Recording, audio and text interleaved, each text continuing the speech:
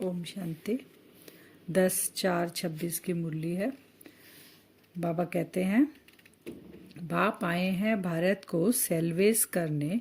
तुम बच्चे इस समय बाप के मददगार बनते हो। भारत ही प्राचीन खंड है।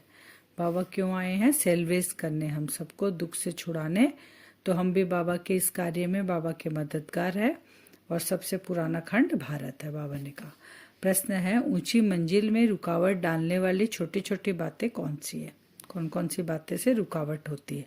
अगर जरा भी कहीं पे शौक होगा, बाबा कह रहे हैं अनासक्त वृत्ति नहीं है, अच्छा पहनने खाने में बुद्धि भटकती रहती है, चाहिए चाहिए जो हम लोग को है ना, ये चाहिए वो चाहिए, अगर ऐसे हमारी बुद्धि है तो यह बातें ऊंची मंजिल पर पहुंचने में अटक यानी रुकावट डालती है। इसलिए बाबा कहते हैं, बच्चे वर्णभाव में रहो। तुम्हें तो सब कुछ भूलना है, यह शरीर भी याद न रहे। हम वनवा में हैं। वनवा में रहने से क्या होता है? बाबा कहते हैं साधारण कपड़े पहनेंगे और कहीं पे आसक्ति नहीं रहेगी, कोई चीज की इच्छा नहीं रहेगी। तो अगर कहीं मन अटका रहेगा तो वो वहीं पे हमको रुकावट डालेगा ना।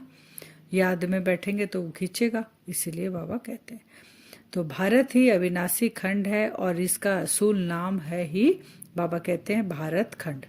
भारत अविनाशी खंड और इसका नाम असली में भारत ही है। लेकिन हिंदुस्तान नाम तो बाद में पड़ा है।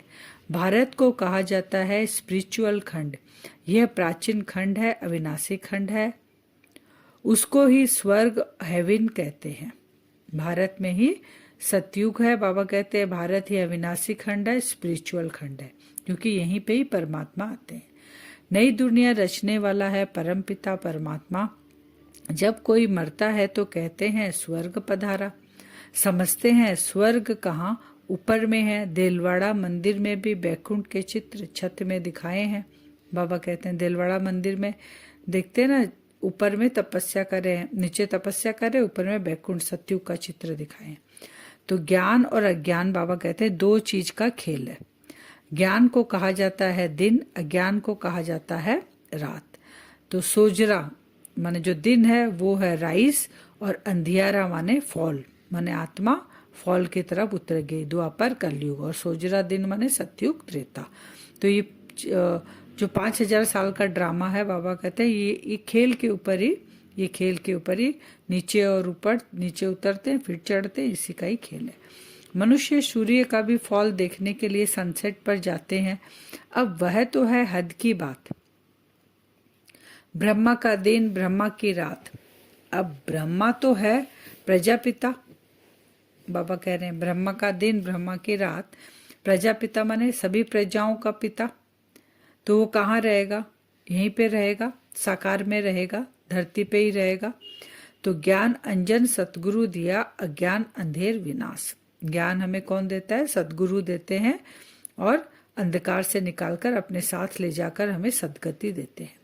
हेवन के लिए हेवनली गॉड फादर की नॉलेज चाहिए। गाते भी हैं फादर इज नॉलेजफुल।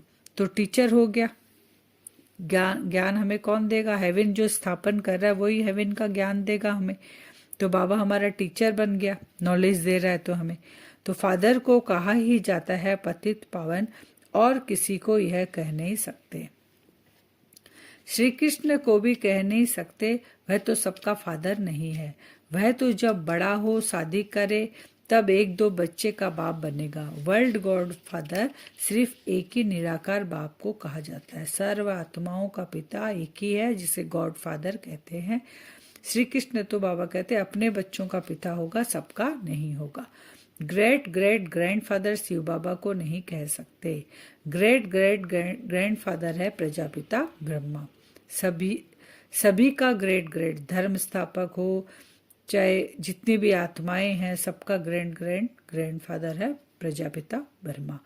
उनसे बिरादरियां फिर निकलती है, फिर और अलग अलग बिरादरियां वहां से निकलती है। बाबा कहते हैं इनकॉर्पोरियल गॉड फादर निराकार आत्माओं का बाप है। बाप कहते हैं मैं सम्मुख बैठ तुम बच्चों को समझाता हूँ, फिर यह ज्ञान सारा गुम हो जाता है। फिर जब बाप आए तब आकर यथार्थ ज्ञान सुनाए। बच्चों को ही सम्मुख समझाकर वर्षा देते हैं, फिर बाद में शास्त्र बनते हैं। बाबा कहते हैं ज्ञान जो मैं दे रहा हूँ ये हर 5000 साल में ये खेल चलता है, गुम हो जाएगा, फिर बाबा आएंगे संगम पर हमको, और किसके सामने बाबा ये ज्ञान देते हैं? बच्चों के सम्मुख होकर, क्योंकि वर्षा बच्चों को देते हैं। फिर धीरे धीरे द्वापर युग में इसके शास्त्र बनते हैं।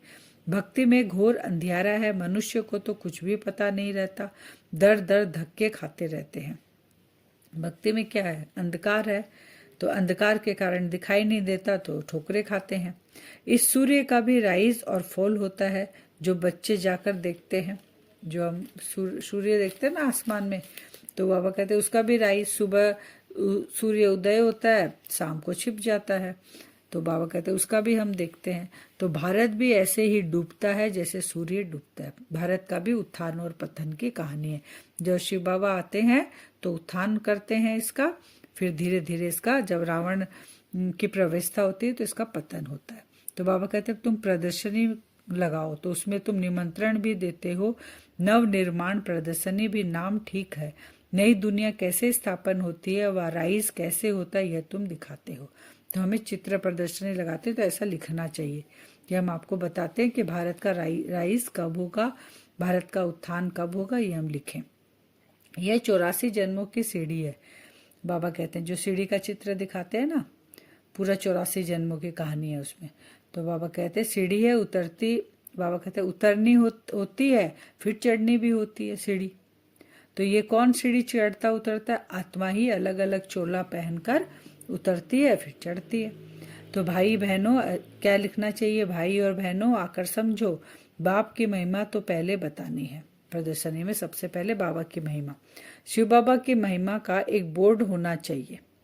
प्रदर्शनी, चित्र प्रदर्शनी जहां भी लगाए उसमें बाबा कहते हैं एक बोर्ड होना चाहिए जिसमें शिव बाबा की महिमा हो। अब उस बोर्ड में क्या लिखा होना चाहिए? पतित पावन, ज्ञान का सागर, पवित्रता का सागर, सुख शांति का सागर, संपत्ति का सागर, सर्व का सद्गति दाता, जगत पिता, जगत शिक्षक, जगत गुरु, शिव बाबा से आकर अपना सूर्यवंशी चंद्रवंशी वर्षा लो। ये बाबा की महिमा एक बोर्ड पर लगानी चाहिए जहाँ प्रदर्शनी हो, सेवा स्थान हो। सर्विसेबल बच्चों की पालना बाबा कहते हैं भंडारे से होती है। भंडारा भरपूर, काल कंटक दूर। ये किसका भंडारा? भोलेनाथ का भंडारा है।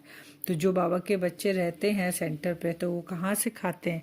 बाबा के भंडारे से। तो भोलानाथ का भंडारा भरपूर, काल कंटक दूर। तुम ही शिववंशी, वह रचता है, यह रचना है। तो बाबा कहते हैं बाबुल नाम बहुत मीठा है, शिव साजन भी तो है ना। शिव बाबा से सारे संबंध है, तो शिव बाबा कौन है? साजन भी है, बाबुल भी है। इस समय लड़ाई का मैदान उनका भी है तो तुम्हारा भी है। बाबा कहते हैं बिहार में भी लड़ाइयाँ शुरू हो रही है, तो तुम भी लड़ाई के मैदान पे खड़े हो। तुम्हारा नाम है शिव शक्ति। नॉन वायलेंस गाई जाती है। अब नॉन वायलेंस, हिंसा कैसे करेगी? परंतु चित्रों में देवियों को भी हथियार दे हिंसा दिखा दी है। वास्तव में तुम योग अथवा याद के बल से विश्व की बादशाही लेते हो। अब याद के बल से वो सूक्ष्म चीजें उसको कैसे दिखाए, इसलिए देवियों के हाथ में वो हिंसा वाले सब अस्त्र शस्त्र दिखा देते हैं।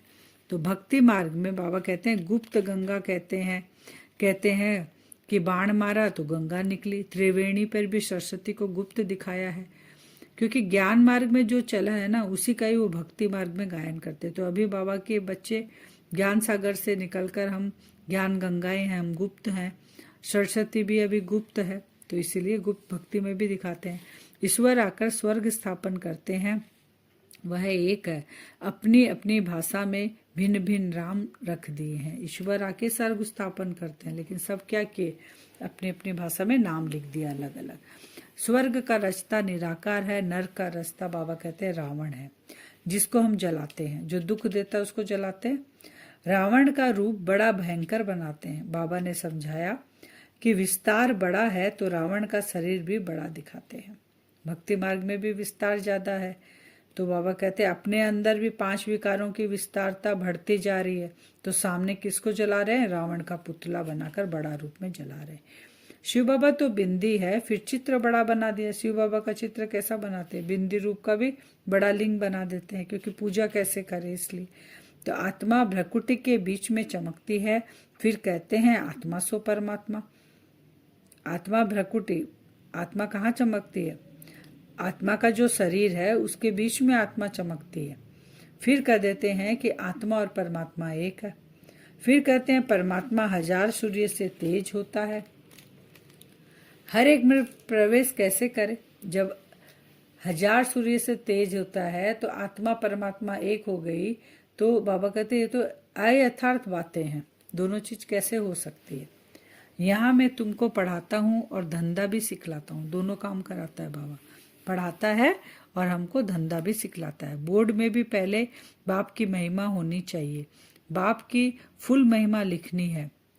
बाबा कहते हैं यह बातें नंबरवार पुरुषार्थ अनुसार आती है, ये सब नहीं समझ सकते, नंबरवार पुरुषार्थ अनुसार समझते हैं। इसलिए पद क्या होता है? महारथी घोड़ेसवार कहा जाता है। बाप बुद्धि का ताला खोल देते हैं। यह है गोडरेज का ताला, कोई खोल न सके। गोडरेज का ताला लगा है, बाबा कहते सबसे मजबूत होता है ना, इसलिए बाबा उसका एग्जाम्पल दिए कि वो कौन खोलेगा? शिव बाबा आके ही खोलेंगे। बाबा पूछते हैं पहले कभी मिले हो? बाबा से मिलने जाते हैं ना, तो बाबा उनको पूछते हैं, जो बच्चे जाते हैं, तो वो कहते हैं हाँ बाबा 5000 साल पहले भी मिले थे। ऐसे बातें कोई पूछ ना सके, ऐसा बात कोई पूछेगा आप पहले कभी मिले हो? स्वयं भगवान पूछते हैं ये बातें। कितनी ज्ञान की युक्तियां बाबा समझाते हैं, परंतु धारणा कैसे होगी? नंबरवार। शिव बाबा की महिमा अलग है, ब्रह्मा विष्णु शंकर की महिमा अलग है। सूक्ष्म वतन का साक्षात्कार कभी किसी को होता नहीं। बाबा सूक्ष्म वतन के बारे में क्लियर किए हैं कि सूक्ष्म वतन में ब्रह्मा विष्णु शंकर है। फिर बाबा कहते हैं सूक्ष्म वतन का साक्षात्कार कभी किसी को होता नहीं है। वैकुंठ का हो जाएगा, श्री कृष्ण का हो जाएगा, लेकिन सूक्ष्म वतन का नहीं होता। सूक्ष्म वतन का साक्षात्कार करने के लिए कोई तपस्या नहीं करते, कोई साधु सन्यासी भी नहीं करते सूक्ष्म वतन के लिए, क्योंकि उनको जानते नहीं है सूक्ष्म वतन क्या है, मन उसके बारे में ही नहीं जानते, नाम ही नहीं जानते। सूक्ष्म वतन का कोई, बाबा कहते हैं भगत थोड़े ही होगा, सूक्ष्म वतन अभी रचते हैं, इसलिए कोई भी नहीं जानता है। हम जाएंगे कैसे? यहाँ से जब आत्मा शरीर छोड़ कर जाएगी तो वाया सूक्ष्म वतन जाए, फिर नई दुनिया में आएंगे। इस समय तुम वहां आते जाते रहते हो। अभी हम क्या करते हैं? योग करते हैं, बाप दादा के पास जाते हैं, सूक्ष्म शरीर से भोग लेके जाते हैं, सूक्ष्म वतन में बाबा से रूह रिहान करते हैं। तो बाबा कहते हैं अभी तुम जाते आते रहते हो, तुम्हारी सगाई हुई है, यह पियर घर है, ये हमारा पियर घर है, हमारी सगाई हुई है शिव बाबा के साथ। तो बाबा कहते हैं हम जाते हैं वहां पे।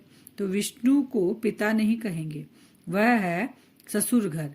जब कन्या ससुर घर जाती है तो पुराने कपड़े सब छोड़ जाती है, अपने मैके में छोड़ जाती है सारा, और नया पहनती है ससुर घर का। तुम पुरानी दुनिया को यहीं छोड़ देते जाते हो कि पियर घर है, ससुर घर हमारा वो है। तुम्हारे और उनके वनवाह में कितना फर्क है। जो हद का वनवाह और हम बेहद का वनवाह करते हैं, बाबा करते हैं, उसमें कितना फर्क है। वो तो स्थूल कपड़े छोड़ते हैं, पुराने सब कुछ अपने पदार्थ जो यूज करते थे, और हम क्या छोड़ते हैं? देह के जो भी सब कुछ है सब कुछ छोड़ते हैं। तो नई नई आत्माएं भी पिछाड़ी तक आती रहती। बाबा कहते हैं पाठ बजाने उनमें क्या ताकत होगी, तुम तो पूरे 84 जन्म लेते हो। जो पिछाड़ी में आत्माएं आएंगी उनमें क्या ताकत होगी, बाबा कहते हैं, और तुम क्या लेते हो? 84 जन्म लेते हो। आज का वरदान है बाप दादा को अपना साथी समझकर डबल फोर्स से कार्य करने वाले सहज योगी भव। बाप दादा को क्या सोचेंगे? साथी समझेंगे। साथी समझेंगे तो डबल फोर्स आ जाएगा कि मेरा साथी कौन है? स्वयं भगवान। कोई भी कार्य करते बाप दादा को अपना साथी बना लो तो डबल फोर्स से कार्य होगा, और स्मृति भी बहुत सहज रहेगी, क्योंकि जो सदा साथ रहता है उसकी याद स्वतः बनी रहती है। तो ऐसे साथी रहने से वह बुद्धि द्वारा निरंतर सत्य का संग करने से सहयोगी बन जाएंगे। स्लोगन है महारथी वह है जो कभी माया के प्रभाव में परवश न हो। महारथी कौन है? सबसे ऊंचा पद है, जो माया के प्रभाव में कभी भी परवश न हो। अव्यक्त इशारे हैं, महान बनने के लिए मधुरता और नम्रता का गुण धारण करो। मधुरता ही ब्राह्मण जीवन की महानता है। जहाँ मधुरता है वहाँ पवित्रता है। बिना पवित्रता के मधुरता आ नहीं सकती। जितना बुद्धि में नशा हो उतना ही कर्म में नम्रता और बोल में मधुरता हो। ऐसे नशे में रहने से कभी नुकसान नहीं होगा। सिद्धि को पाने वाले स्वयं को नम्रचित निर्माण हर बात में अपने आप को गुण ग्राहक और मधुरता संपन्न बनाएंगे। बाबा ने कहा मधुरता का गुण इतना पावरफुल है कि उससे हम पवित्र बनते हैं, पवित्र बनेंगे तो सिद्धि प्राप्त होगी, सिद्धि प्राप्त होगी तो बाबा कहते हैं गुणग्राही बनेंगे, गुणग्राही बनेंगे तो सबके आगे नम्रचित और निर्माण चित रहेंगे। तो अभी वरदान से 2 मिनट योग करेंगे। अपने आप को देखें भ्रकुटी सिंहासन में। मैं आत्मा चमक रही हूँ। मेरा साथी स्वयं भगवान जिसे दुनिया खोज रही है वो मेरा साथी है। बाबा को भी बुलाएं अपने पास। हे मेरे साथी, मेरे सखा, मेरी भ्रकुटी में आकर आप भी बैठ जाओ। देखें बाबा भी मुझ आत्मा के पास भ्रकुटी में आकर साथ में बैठ गए।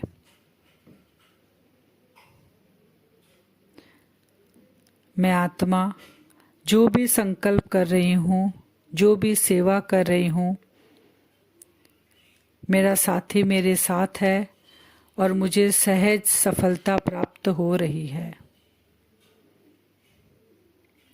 सारा दिन ये हमें अनुभव करना है कि भ्रकुटी में मुझ आत्मा के साथ शिव बाबा भी आकर विराजमान है।